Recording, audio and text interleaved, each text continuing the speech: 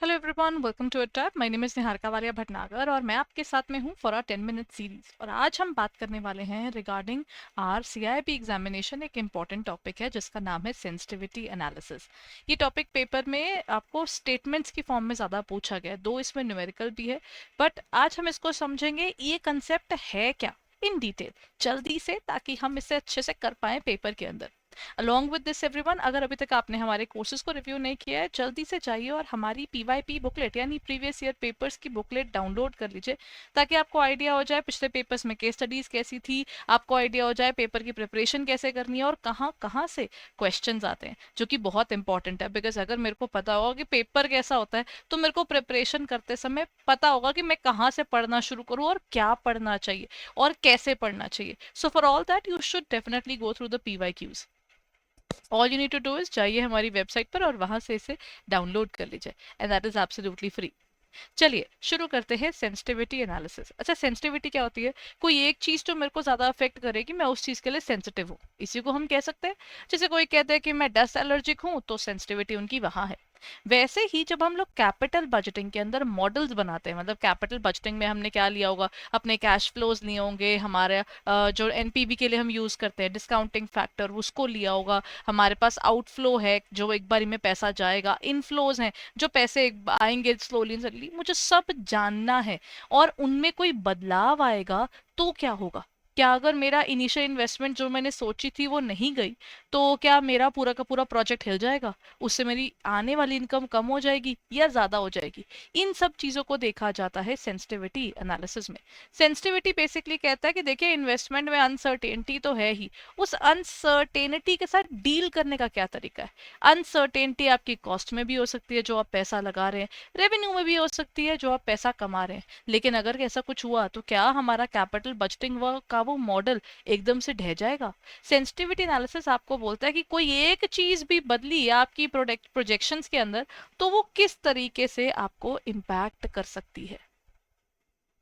क्या क्या इम्पैक्ट कर सकता है, चाहे वो वेरिएबल हो। और इंपॉर्टेंट वेरिएबल्स में एक आता है कॉस्ट, यानी आपकी इनिशियल कॉस्ट, आपकी फर्दर भी अगर आप कुछ लगाते हैं वो। रेवेन्यू यानी आपके कैश इनफ्लोस, जो आप ओवर द पीरियड उस प्रोजेक्ट पे कमाते हैं। और नेट प्रॉफिट्स, अगर आपका net profit is basically something else, जो सोचा था वो वहां पे आप पैसा नहीं कमा पा रहे हो, तो दिस ऑल्सो शोज कि हो सकता है कि हमारा वो स्पेसिफिक मॉडल जो है वो फेल होता जा रहा है। ये वाला कैपिटल बजटिंग का जो प्रोजेक्शन था वो कंप्लीटली फेल हो गया, हमारा डिसीजन मेकिंग गलत भी जा सकता है। सेंसिटिविटी एनालिसिस जो है वो एम करते हैं to assess the impact of changes in each of these important variables and our projections और एस्टिमेट। सेंसिटिविटी एनालिसिस जो होता है वो कहता है कि सारे वेरिएबल्स को अलग अलग स्टडी करो और उसके अकॉर्डिंगली आप पता लगाओ। आप क्या कर रहे हो? Taking all variables into account. आप will be a difficult task, actually सारे वेरिएबल्स इकट्ठे एक साथ लेना मुश्किल होता है ना। लेकिन अगर आप कोई एक एक वेरिएबल का चेंज देखते हैं तो ज्यादा इजी है। कभी एलर्जी टेस्ट करवाया है? उसमें वो वही करते हैं, वो ना आपके बॉडी पर वो पर्टिकुलर, जैसे ना they make some patches on your skin, और उसके ऊपर ना इंजेक्ट करते हैं, ये वाली इस एरिया में ये पैच, इस एरिया में ये पैच, और नंबर लिख देते हैं। जहां पर रैश आया आप उस चीज से एलर्जिक हो, जहां पर रैश नहीं आया वहां पर आप एलर्जिक नहीं हो। आप सब चीजें एक साथ नहीं जांच सकते, आपको क्या करना पड़ेगा, एक पर्टिकुलर एरिया में एक ही चीज करके देखनी पड़ेगी। कोई एक वेरिएबल चेंज करेंगे तो आप उस एक वेरिएबल का इम्पैक्ट समझ पाएंगे। फॉर एग्जाम्पल अगर मैं बोलूँ, माई वाईफाई डिपेंड्स अपॉन इलेक्ट्रिसिटी, माई वाईफाई डिपेंड्स अपॉन इन्वर्टर, माई वाईफाई ऑल्सो डिपेंड अपॉन पीछे जो बैकेंड्स है वाईफाई की जो लाइंस आ रही हैं उस पर। और साथ साथ बैकअप में अगर मैंने अपने वाईफाई के साथ में एक अलग से बैकअप के लिए भी एक बैटरी रखी हुई है, कि ठीक है आप लोगों को पढ़ाना भी होता है, हमें क्लासेस भी लेनी है, तो अगर इन्वर्टर फेल हो जाए, इलेक्ट्रिसिटी ना चले, तब भी मेरा वाईफाई चले, मैंने उसके लिए भी आगे एडजस्टमेंट की हुई है। बट इनमें से कोई एक चीज फेल हो रही है तो दूसरी कैसे काम कर रही है, वो कैसे पता चलेगा? तीनों इकट्ठा बंद करके नहीं। कोई एक चीज रोक कर दूसरी चीज को देखकर मैं पता लगा सकती हूँ कि इस चीज का इम्पैक्ट ज्यादा है और इस चीज का इम्पैक्ट कम है।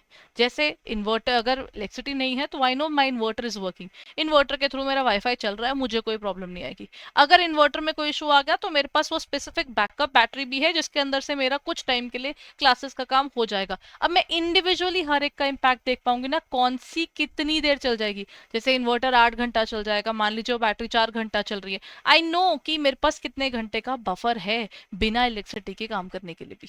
है ना. That is how we take up the variables. Sensitivity उन्हीं वेरिएबल्स की बात करता है, but from the point of view of capital budgeting. ये आपको हेल्प करता है to evaluate how the changes of key variables. तीन चार तो वेरिएबल्स हैं.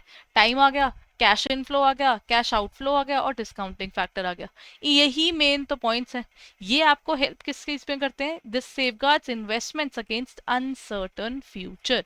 आपका फ्यूचर जिसके बारे में आपको कुछ नहीं पता, आप उसकी प्रोजेक्शंस कितनी सही कर गए थे और कितनी नहीं कर गए थे, और उसी के बेस पर जो आपने पैसे इन्वेस्ट कर दिए वो कहाँ तक पहुंच रहे हैं, दैट इज कवर्ड हियर. इसका फोकस क्या है?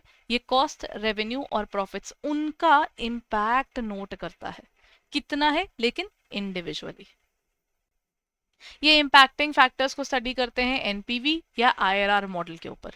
ये क्या करते हैं? मैथमेटिकल कनेक्शंस निकालते हैं कि देखिए अगर मेरा इनफ्लोज बदला, वैसे अगर मैं वैसे बताऊं ना, जो इसकी इन्फरेंस निकल कर आता है, कैश इनफ्लोज बदल गए ना, एकदम से पूरा मॉडल फेल हो जाएगा. क्योंकि याद रखिए इनफ्लोज का बदलना इज बेसिकली जो आपको आने वाली इनकम है वो कम हो गई. अगर वो कम हो गई तो आपके लिए मॉडल पूरी तरह से फेलियर हो गया. लेकिन अगर इनकम अच्छी हो गई तो ये सक्सेसफुल हो गया. तो ये देखने वाला होता है. और आपको वेरिएबल चेंजेस या वेरिएबल फ्लक्चुएशंस को भी साथ साथ नोट करना है, उनको भी साथ में समझना है. ये आपके पास आता है इसकी इम्प्लीमेंटेशन की प्रोसेस में. इसके बेनिफिट क्या है? ये असेस करता है प्रोजेक्ट की रॉबस्टनेस की. अच्छा है, अगर ये प्रोजेक्ट में ये हिल जाए, वो हिल जाए, वो हिल जाए, तो प्रोजेक्ट चल रहा है कि मर जाएगा. और वल्नरेबल एस्पेक्ट्स कौन कौन से हैं. फिर ये इनेबल करता है प्लान के अमेंडमेंट्स. हम लोग कब उसे अमेंडमेंट्स कब कर सकते हैं? ये रिस्क मैनेजमेंट में मदद करता है. इसकी लिमिटेशंस क्या है? ये आपको एनपीवी का इम्पैक्ट बताता है. It changes one variable eight a time. It's somewhat subjective in nature. कहीं ना कहीं सब्जेक्टिव होता है क्योंकि ये एक पर्टिकुलर चीज को उठाता है, जबकि इन एक्चुअल जब चीजें वेरिएबल खराब होती है ना, तो कुछ भी मल्टीपल चीजें भी खराब हो जाती हैं. तो कई बार कंट्रोल में ही नहीं होती चीजें. जब डिजास्टर्स आते हैं तो आप क्या अपना ऑफिस का काम कर लोगे, क्या घर संभाल लोगे, क्या कर लोगे? When things go down the drain, sometimes everything goes down the drain.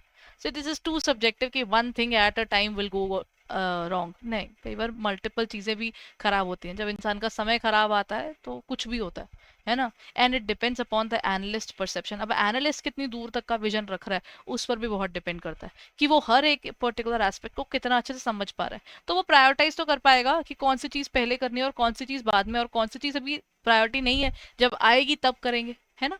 तो ये चीज आ जाती है आपकी सेंसिटिविटी एनालिसिस में.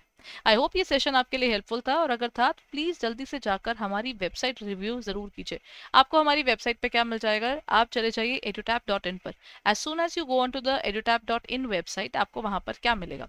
सबसे पहले अगर आप प्रिपरेशन के टाइम पर यू फील कि मेरे को टेस्ट सीरीज चाहिए, तो हमारी टेस्ट सीरीज आ चुकी है. और अगर आपको लगता है हमें मास्टर कोर्स चाहिए क्योंकि मुझे डिटेल में पढ़ना है और खुद से जो प्रॉपर पढ़ाई नहीं हो पा रही है, मुझे मैकमिलन की बुक देखनी है, मैं उसके लिए क्या करूंगी? I just go through this area. मैं जेआईबी सीआईबी के अंदर सीआईबी में चली गई और यहाँ पर आकर I just scroll down a bit. यहाँ पर देखिए आपको टेस्ट सीरीज मिल चुकी है, जो टेस्ट सीरीज हमारी लॉन्च हो चुकी है. और साथ साथ हमारे मास्टर कोर्सेज भी अवेलेबल हैं और कंप्लीट कोर्सेज भी अवेलेबल हैं. So just go ahead. Live classes, concept notes, PYQs, even full length test, everything is available. सिर्फ क्या करना है? आपको बस अच्छे से पढ़ाई करनी है. और उसके लिए क्या करना होगा? थोड़ी सी डेडिकेशन और बहुत सारा फोकस. चलिए, thank you so much everyone. हम मिलते हैं अगले सेशन में. आई होप ये सेशन आपके लिए हेल्पफुल था. अगर था तो इसको लाइक जरूर कीजिएगा. Thank you. Have a nice day.